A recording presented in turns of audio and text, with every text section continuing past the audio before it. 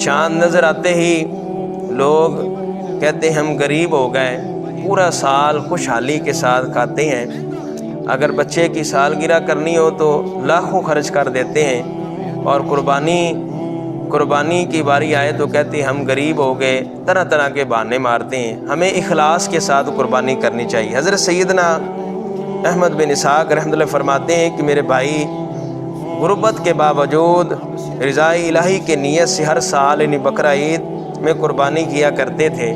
اس کے انتقال کے بعد میں نے ایک خواب دیکھا کہ قیامت قائم ہو گئی ہے اور لوگ اپنی قبروں سے نکل آئے ہیں۔ یکا یک میرا مرحوم بھائی ایک ابلک گھوڑے پر سوار نظر آیا، اس کے ساتھ اور بھی بہت سارے گھوڑے تھے۔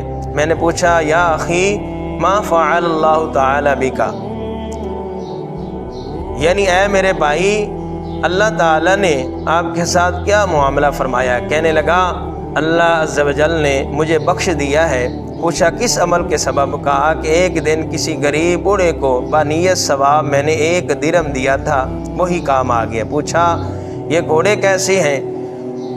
بولا یہ سب میری بقرہ عید کی قربانیاں ہیں اور جس پر میں سوار ہوں یہ میری سب سے پہلی قربانی ہے۔ میں نے پوچھا اب کہاں جانے کا ارادہ ہے؟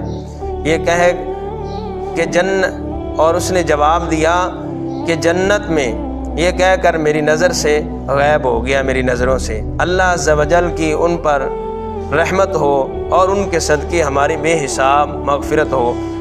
تو اخلاص کے ساتھ ہمیں قربانی کرنی چاہیے۔ اللہ تعالیٰ کی بارگاہ میں دعا ہے کہ اللہ تعالیٰ ہمیں اخلاص کے ساتھ اپنے راہ میں قربانی کرنے کی توفیق عطا فرمائے، آمین۔